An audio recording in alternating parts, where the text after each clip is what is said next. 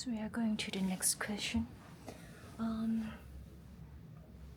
next question is about the export. As you may know, that Thailand we rely a lot on export too, and we have effect a lot from the Trump's tariff.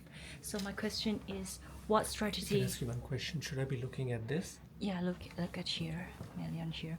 So the second question is about what strategy can middle-income country like Thailand and Vietnam maybe adopt to mitigate the impact of the tariff with while maintaining export competitiveness.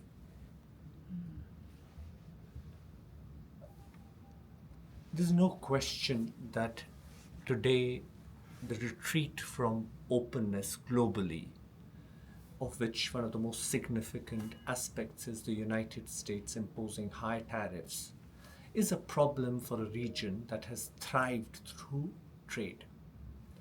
Now, how are these tariffs affecting the countries in the region really depends on what they export and to whom they export.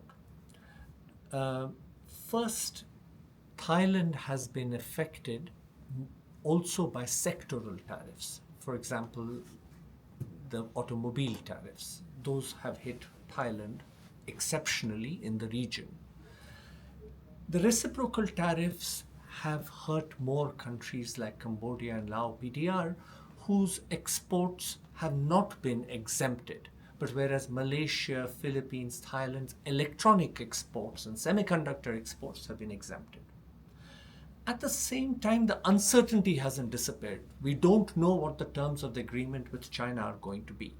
And we don't know what the rules against transshipment are going to be, which means what will the US do to prevent Chinese inputs or final goods finding their way into the US through regional countries. That's still uncertain. Now, what is the best response to this? First of all, I think the countries have wisely negotiated trade deals and made certain concessions to the United States. Ideally, these concessions would be made vis-a-vis all trading partners. The biggest gains would come from not just giving privileged selective access to the United States, but to liberalize vis-a-vis all trading partners. Step one.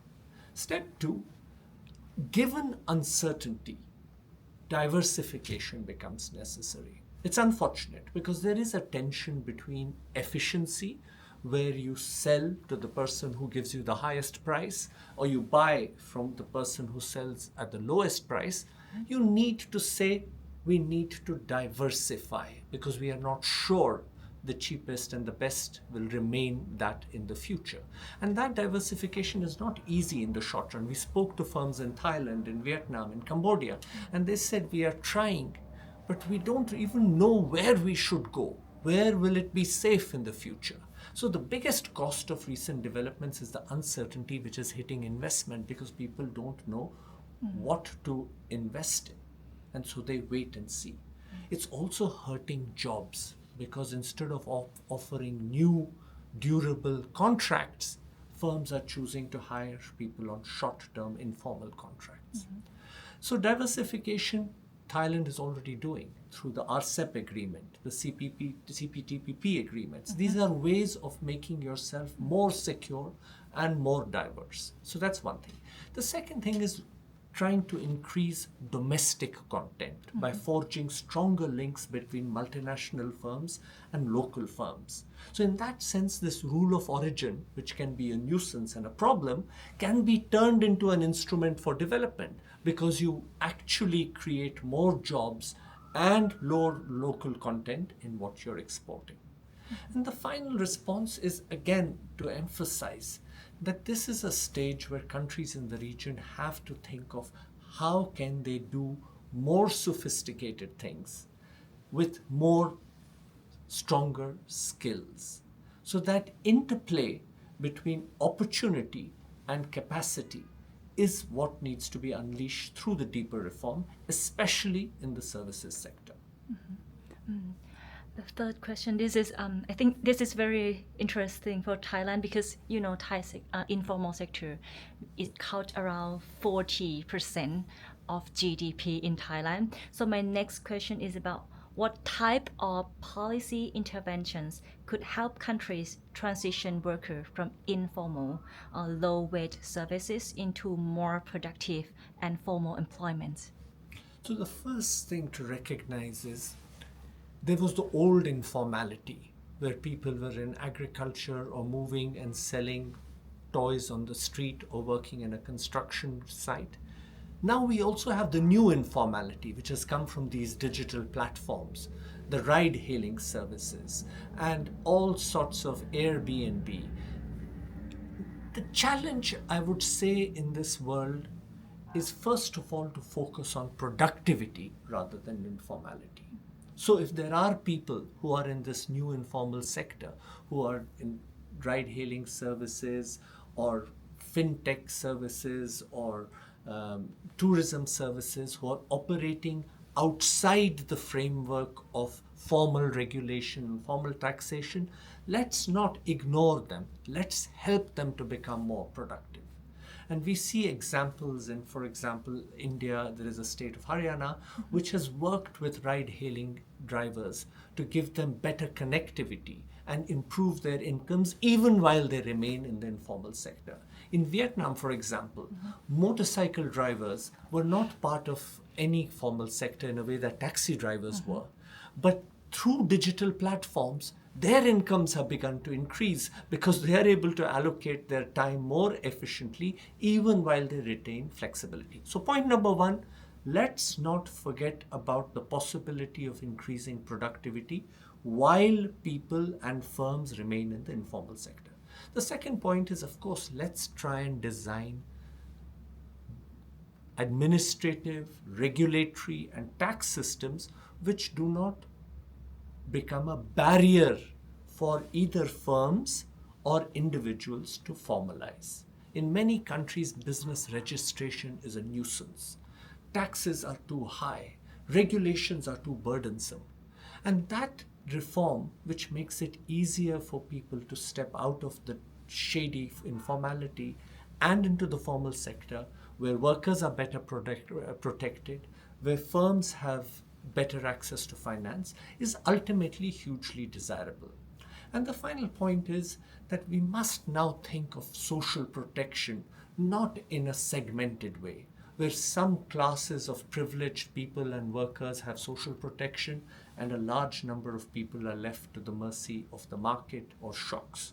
We have to think in terms of more integrated social protection systems which include the informal sector. In Malaysia, for example, workers were asked, are you willing to give up a little bit of your income and contribute to social security so in case you are in a state of unemployment or illness or any shock, you will be paid? And they said yes. So you don't necessarily need the government to do this, but the government can provide the nudge and the infrastructure which makes for a more inclusive social protection system. So higher productivity, better protection for people in the informal sector, and also measures to reform the formal sector so that people don't have to pay a formality tax. It becomes easier for them to become part of the regular economy.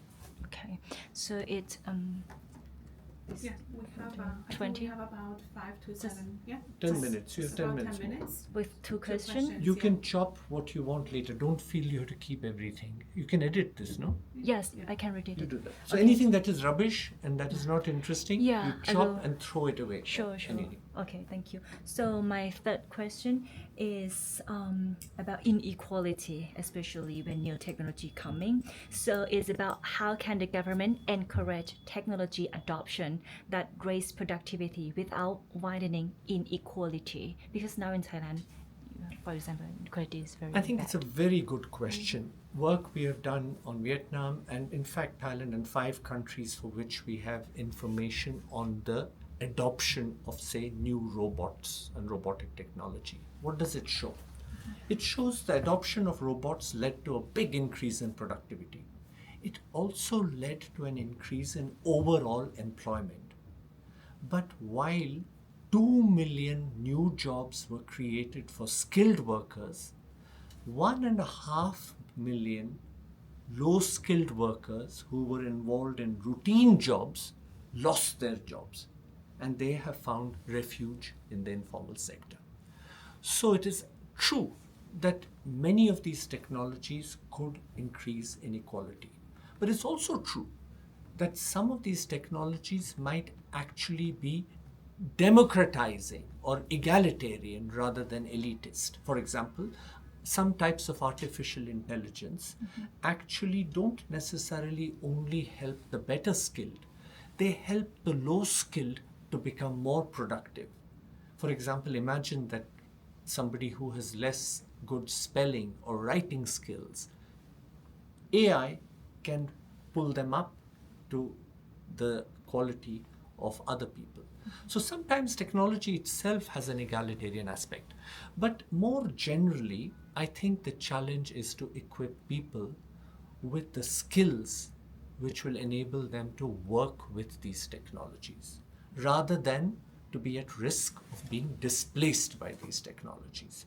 Now, some countries in the region like Malaysia and China have a very strong STEM-related education. Some have good foundational skills, like in Vietnam, schools are phenomenally good. But when Vietnamese pass out of schools, the university system is weak. Now, Thailand is a combination. Its school systems are not as strong as Vietnam's, but its university systems are much stronger. But it doesn't have as many people who do science, technology, mathematics as, for example, in Malaysia or in China. So at least you need everyone to have stronger fundamental skills, because that's the minimum required to work with the new technologies. But you also need them to have the digital skills which are needed to work with these technologies.